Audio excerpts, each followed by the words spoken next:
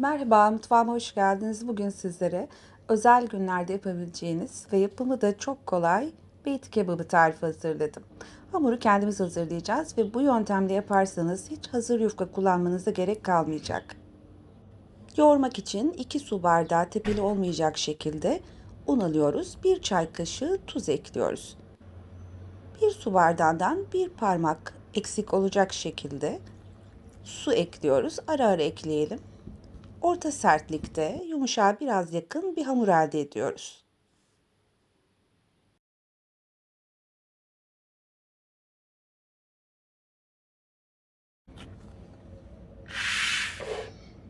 Hamuru dinlendirmeden hemen tezgahımıza alıyoruz.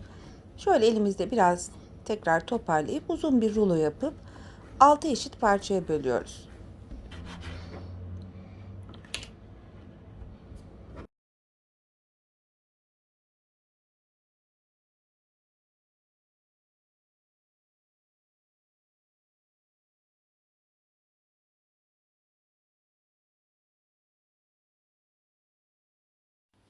Yaptığımız bezeleri öncelikle çay tabağı boyutunda olacak şekilde açıyoruz.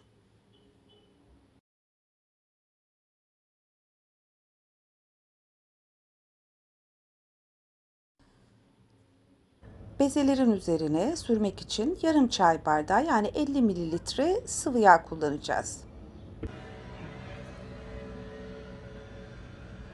Bezelerin üzerinde hiç boşluk kalmayacak şekilde öncelikle sıvı yağ sürüyoruz. Hemen ardından yarım tatlı kaşığı olacak şekilde de un serpiştiriyoruz.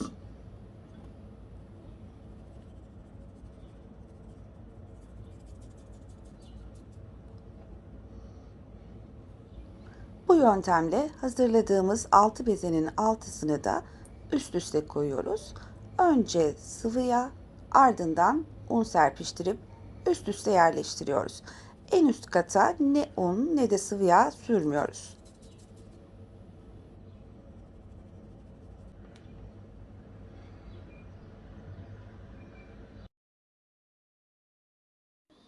Tamamlandı. Öncelikle elimle bir miktar açacağım. Ondan sonra ters çevireceğim.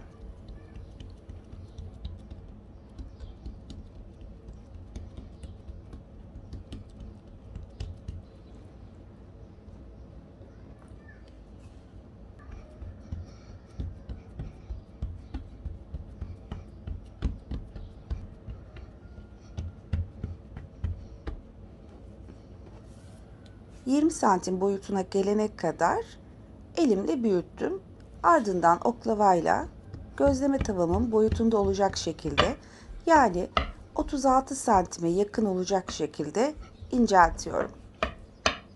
Bu boyutlarda tavanız yoksa daha küçük yapabilirsiniz. Örneğin şöyle 8 beze yapıp dörder dörder olacak şekilde daha küçük bir tavada pişirebilirsiniz. 8 bezeli halini yaklaşık 2,5 yıl önce kanalımda yayınlamıştım. Oradan bakabilirsiniz. Evet, tavamın boyutlarında.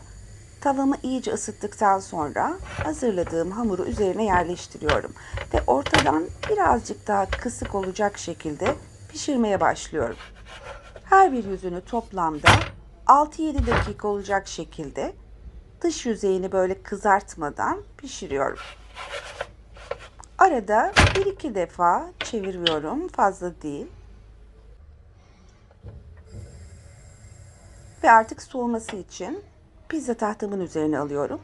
İyice soğuduktan sonra katlarını ayıracağız. Sıcakken ayırmaya çalışmayın, yırtılabilir.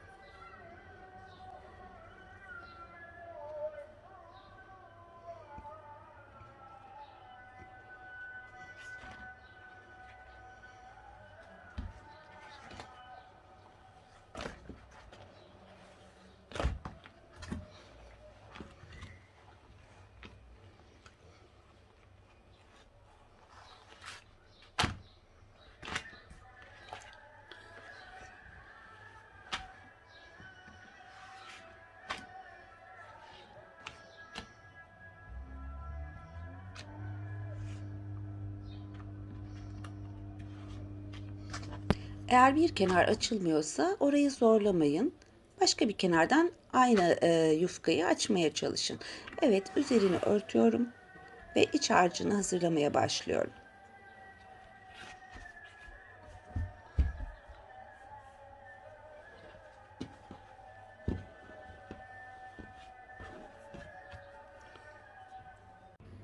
...400 gram oldukça yağlı diyebileceğim dana döş etinden kıymam var. Üzerine 4 diş sarımsak, doğranmış ya da kıyıcıda çekilmiş, ilave ediyorum. Bir orta boy soğan,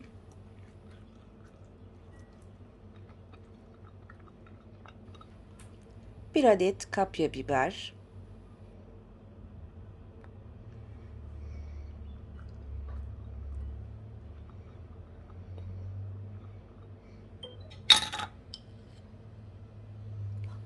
yarım çay kaşığı karabiber, bir çay kaşığı pul biber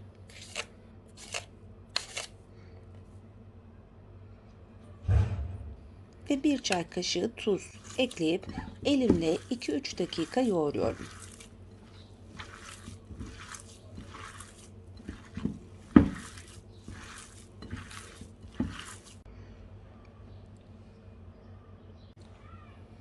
Evet, artık yufkalarımızın içini hazırladığımız iç harçla doldurup fırınlayacağız.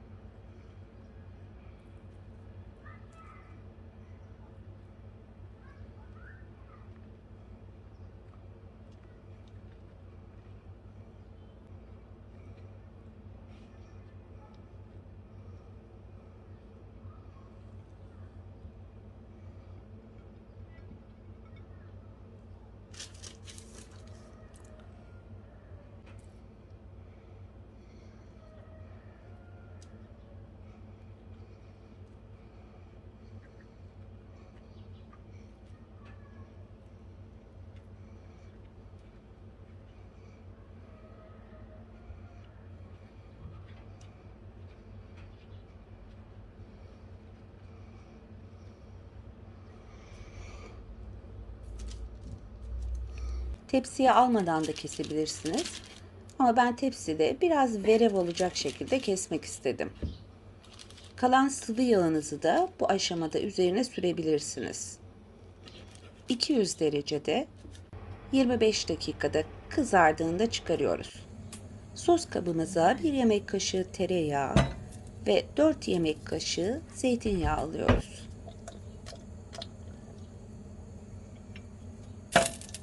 Bir yemek kaşığı salça,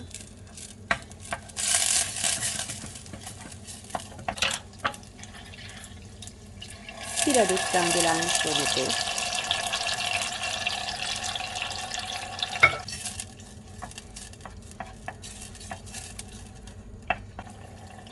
yarım çay kaşığı karabiber, yarım çay kaşığı pul biber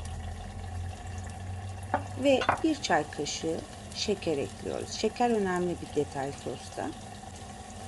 Yarım çay kaşığı da tuz ekliyorum. Bir su bardağı su ekledikten sonra kaynayana kadar bekliyorum. Sonra altını kısacağım ve 5 dakika kaynatıp ocağın altını kapatıyorum.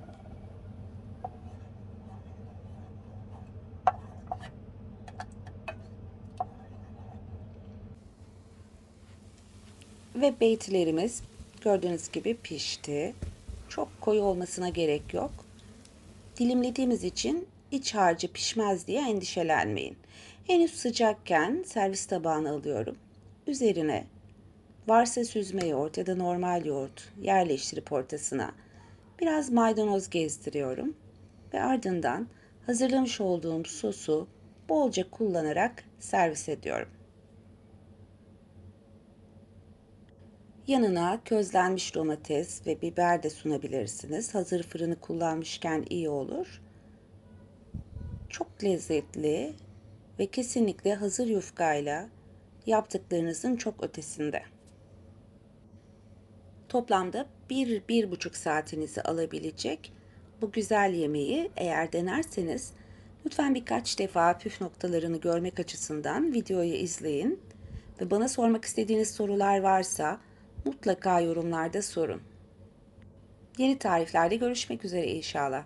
Kendinize iyi bakın. Hoşça kalın.